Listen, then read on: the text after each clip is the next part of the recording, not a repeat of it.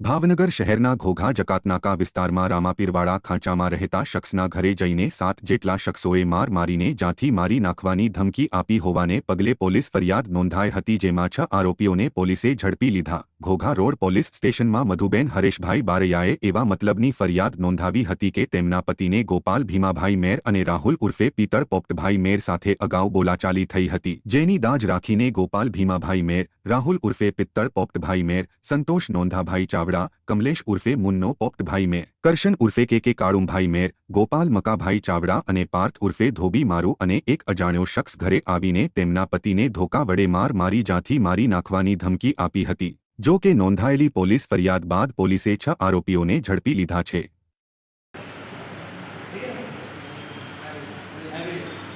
हाँ एप्पल